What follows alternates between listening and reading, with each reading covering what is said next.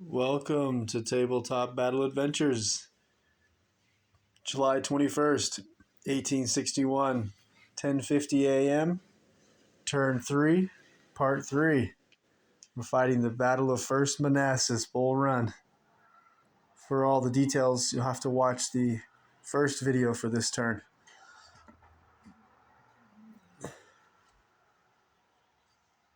We'll scan the battlefield. Colonel Burnside's 2nd Brigade of the 2nd Division, Army of Northeastern Virginia. The spearhead of General McDowell's flanking attack.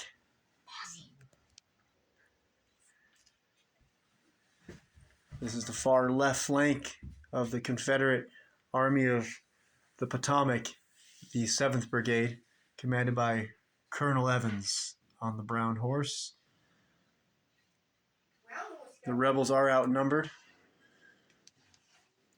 Dogan Ridge has been occupied by 2 squadrons of the 30th Virginia Cavalry and 1 of the 12-pound howitzers that make up the 2nd section of the Lynchburg artillery that's here on the battlefield. Can't go over all the details though. It'll take 20 minutes. Here's the stone bridge, lightly defended.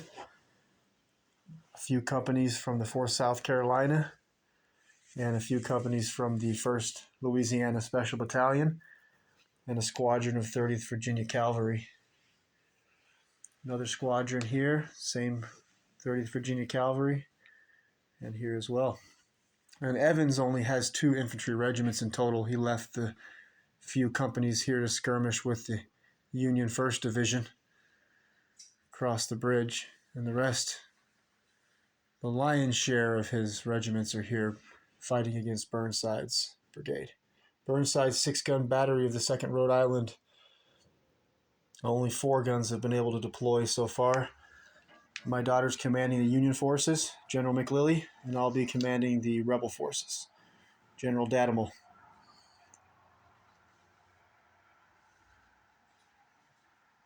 The other 12-pound howitzers here. I have reinforcements coming from the south eating the signal operator. You have what coming? Oh no, a Yankee Rancor! Ah! Oh no, he's got Captain Porter Alexander, chief signal operator. Run, rebels! Alright, back to the action. Just kidding. No troll reinforcements. And the first order dice will go to the Yankees. Roll order. 2nd New Hampshire will receive an advance order. So each regiment of each unit can have 2 order dice at the most per turn. So the 71st New York has already received 2 order dice, 2nd Rhode Island 2 order dice, and the 1st Rhode Island 2 order dice. The 2nd New Hampshire has only received 1 order dice, so this unit can receive 1 more. They are down though, so the only order that they can receive, there's a few, rally and advance, but only at a crawl, 3-inch move. So they'll receive an advanced order. Oh, and by the way, my daughter and I wrote a new rule set for American Civil War over the last year and a half. Here it is, the rough draft. And it's pretty in-depth. And we'll be going into this as the battle progresses. What are the feathers? So these Yankees will have to take an orders test. And they have 1 stress marker. They will be testing at a 10 and under. They pass. 4 of the soldiers dragged the 2 wounded comrades on the crawl with them. Normally each soldier who's next to the wounded can each try to save the wounded man, stop the bleeding rather, and save him. But since they had to drag him forward, only 1 save per wounded soldier. On a roll of a 5 or a 6, the bleeding is stopped and the soldiers can stand up. Ah, General McLilly has showed up. Go ahead, 5 or 6. Ooh, one man's up on his feet. The soldier who was bleeding out 3 turns is up on his feet. I have 0 saves so far with my rebels, and my daughter has, I think that was her 7th save on a wounded soldier.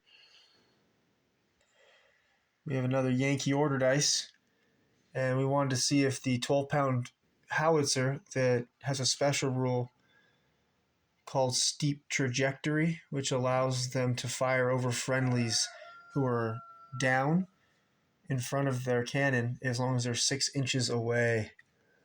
We'll get a measure so you can see that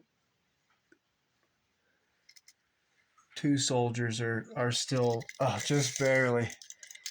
It's actually the wounded soldiers, General McLilly, that you drug forward. They're the ones who are within 6 inches. So then you won't be able to fire this turn, the howitzer. We can't turn it and fire this direction either because the 71st New York is not down. So then, yeah. And then these cannons have the same issue. These cannons, the Napoleon, 12-pound Napoleon, 10-pound Parrott rifle, and 3-inch ordnance rifle, all of these require 18-inch space if the men are on their feet, and 12-inch gap between friendly units to their front if they're down. They don't have the steep trajectory special rule. Captain Reynolds, commander of the 2nd Rhode Island Battery, will go on ambush for now.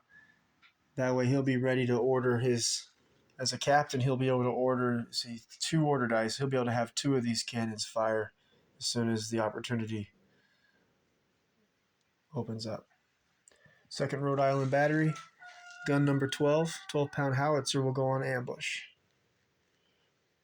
Next turn, they'll be able to open fire as soon as these 3 regiments to the front here advance one more time. Then it'll be time for the rebels to take off running. Same battery, gun number 6, 3-inch ordnance rifle will go on ambush. They're going to have great line of sight once your regiments are out of the way, all the way to Henry House Hill even, and the crossroads of the Manassas Sudley Road and the Warrenton Turnpike that runs to the Stone Bridge. Same battery, gun number 9, 10-pound Parrott rifle will go on ambush, waiting for a shot.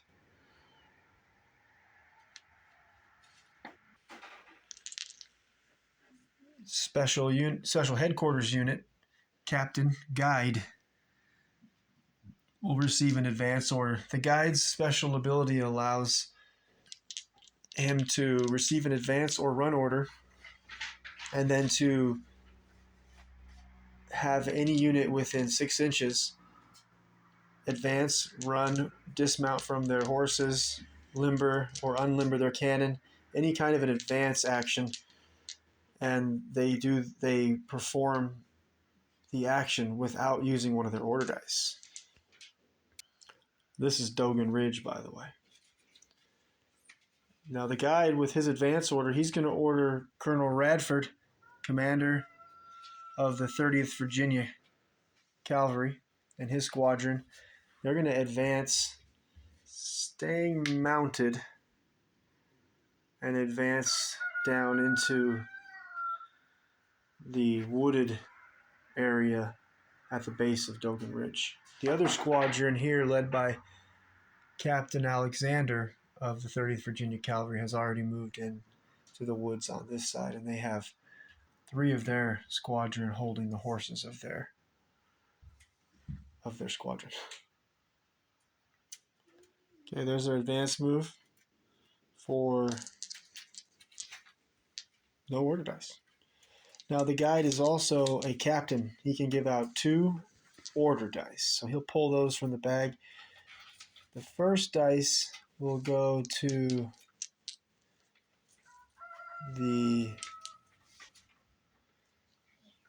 we'll have him give it to the 5 soldiers from the squadron that are positioned here. The color bearer, actually, yeah, he'll order because they're still in a full squadron right now, so he'll order them to dismount and then to move into. No, he's going to order just the 5 soldiers here to dismount, and they're going to move into skirmish formation in the woods. They will not be able to fire this turn because their dismount counts as their action for what normally would be an advance and fire.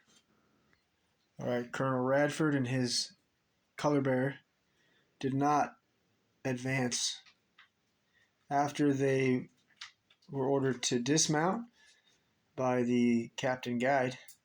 They dismounted, and then the advance, the 5 cavalrymen here, 4 with carbines and 1 in the front, the corporal with a shotgun. They cannot fire. The dismount was their action. But next turn, they have 8 shots, 2 per carbine, plus the shotgun. Well, hopefully we do well, or we're going to get run right over by that regiment. And now the guide's second order dice. He's going to order the number 11 12-pound howitzer from 2nd Section Lynchburg Artillery to fire. They are loaded with case shot. I think the biggest threat to my... Think about it. Do I fire at the 71st New York, hitting on a 2? Or do I... If I give him a fire order, we fire straight ahead, either at the 71st New York or at the 10-pound Parrott rifle. That way we don't have to give an advance order. We can just fire and hit on a 2, I think. And if we get an advance order and then fire on the 12-pound howitzer that can knock us out next turn, then it would be hitting on a 4 for the advance and then back to a 3 for under 36 inches with a smoothbore cannon. They're more accurate at 36 inches and under for the 12-pound howitzer and for the 12-pound Napoleon smoothbore cannons, but the 10-pound Parrott rifle and the 3-inch ordnance rifle are more accurate after 36 inches. And again, the steep trajectory of the 12-pound howitzer allows them to fire over their own troops if they're 12 inches or more away, if the troops in front of them are up on their feet. If they're down, then 6 inches, which will be next turn. I need to think about this for a moment. I've used my 1 minute allowed to make a decision. They will not risk turning the gun since the 12-pound howitzer can't shoot at us this turn anyways. We're going to fire that case shot right here at the 71st New York, who cannot go down. And they'll be hitting on a 3, and they are in the open, so it's going to be on a 2. Start saying your prayers, 71st New York.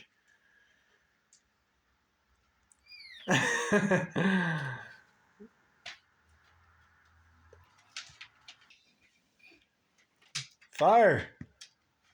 6. So we have a hit.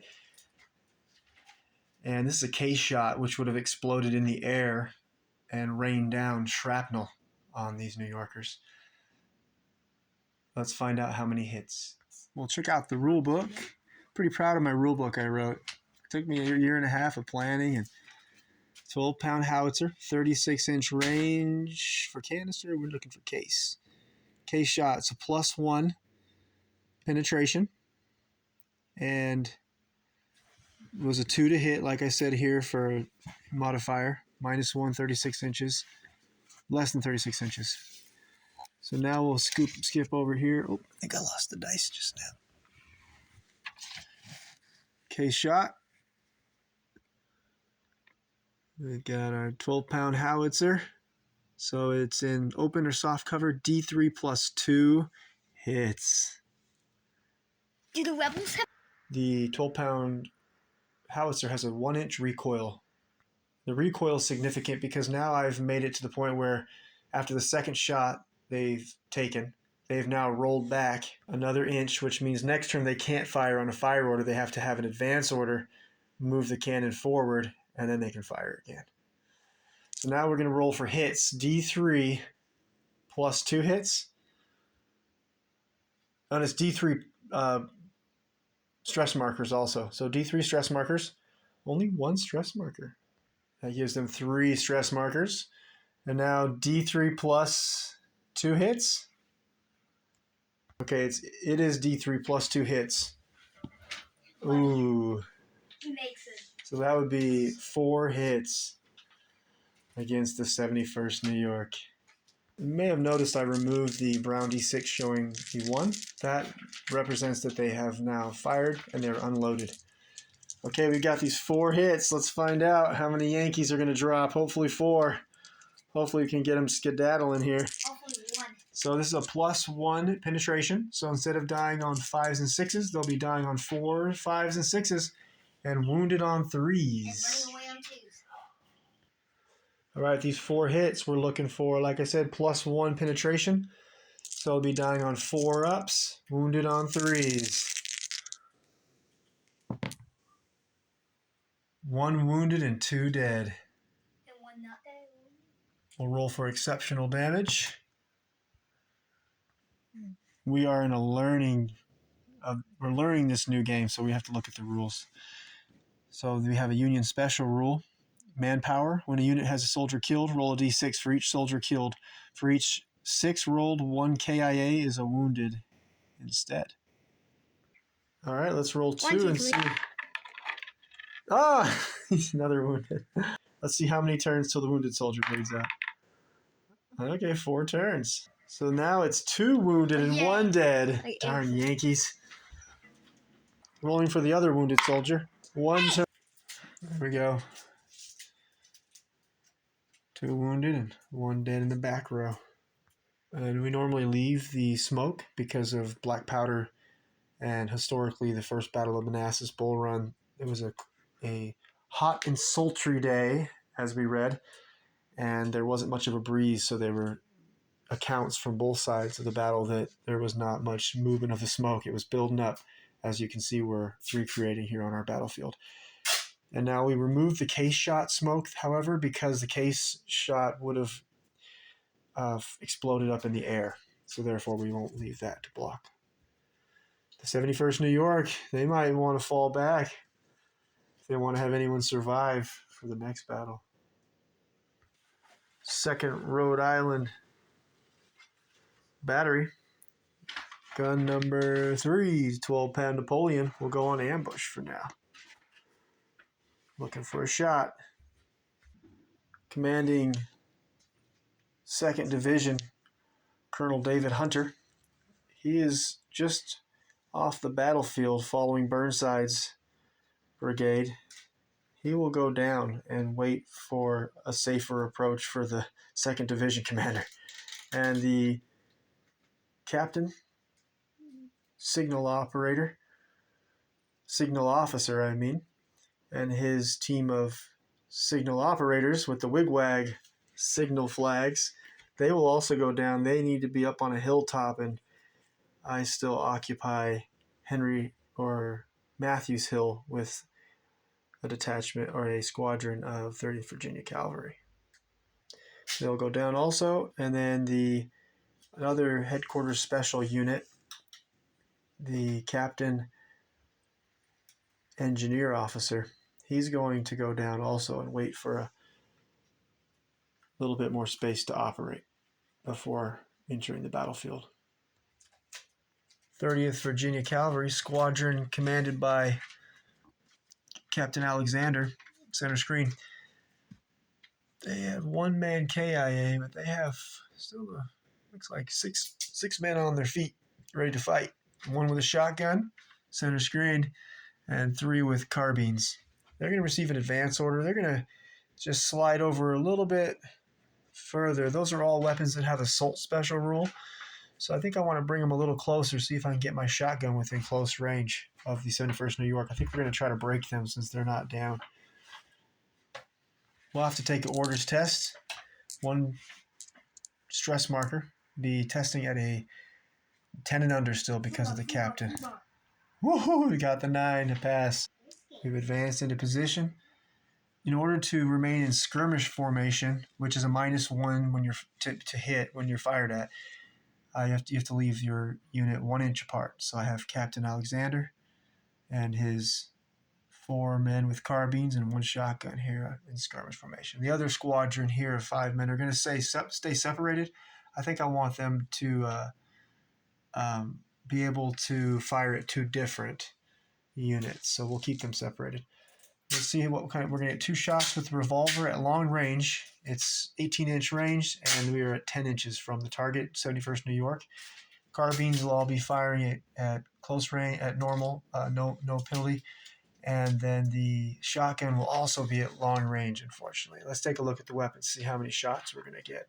I love learning games. They're slow, but it was worth writing my own rule set. Finally have a realistic American Civil War rule set to work with.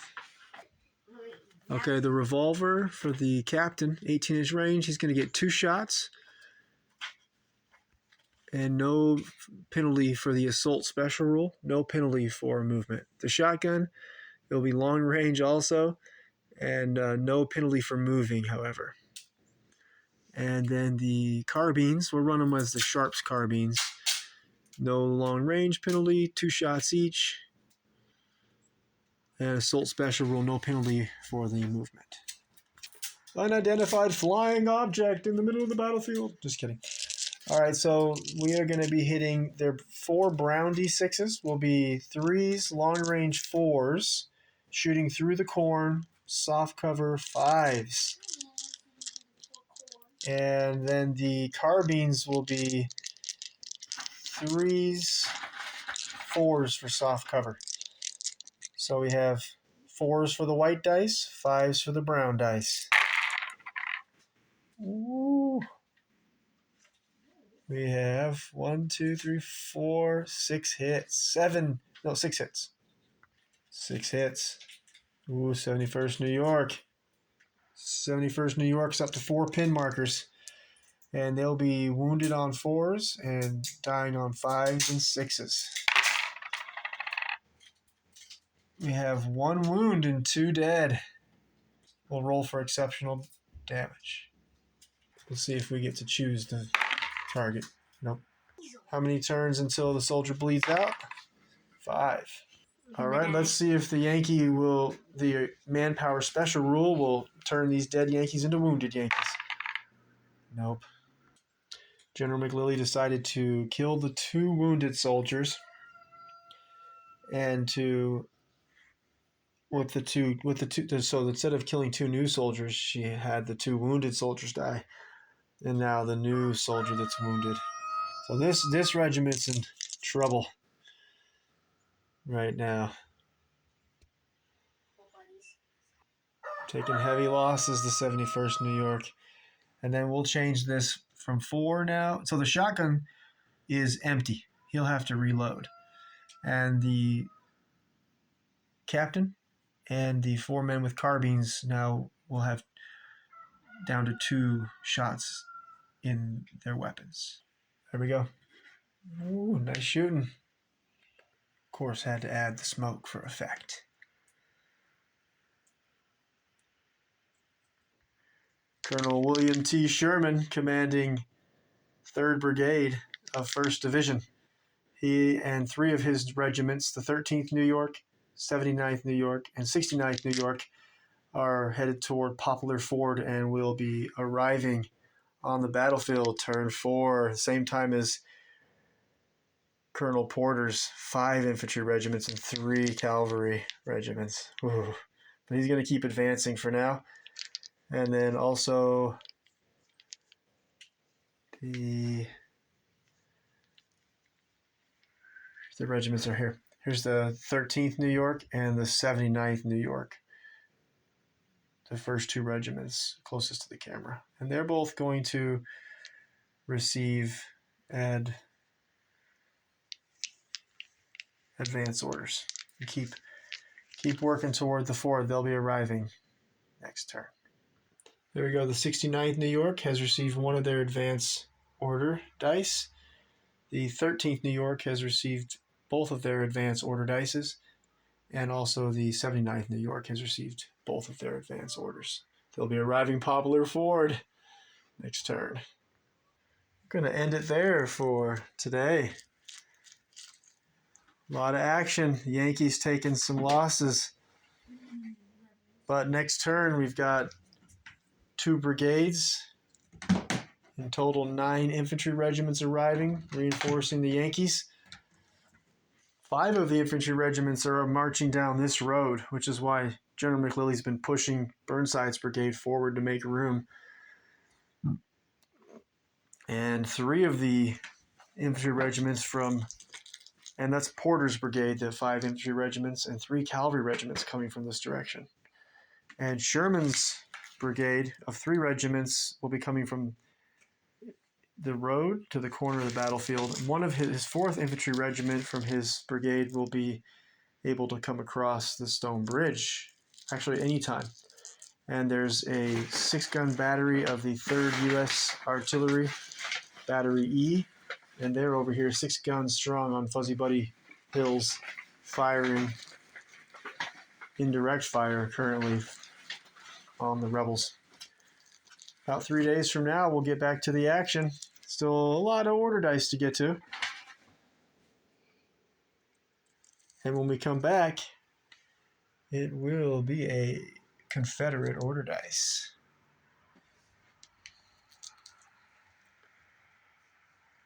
What do you think, General McLilly? Rebels are disgusting. It's tough being the attacker, isn't it?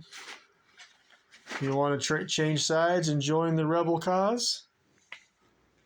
I would not want to be an attacker, but I may not choose to be a rebel. I would rather choose to be a rebel. Ooh! All right.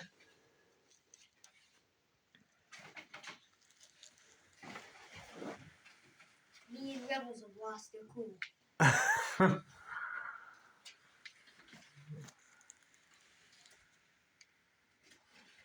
Well, I feel pretty good about my position over here. I'm doing far better than the rebels did historically in positioning. My defensive line is strong. Got Dogan Ridge, I got Dogan Ridge under control until the Yankee artillery starts firing. I've got Buck Hill under control, and then over here even I've got some good skirmishers over here getting set up. All right, about 3 more days, we'll get back to the action.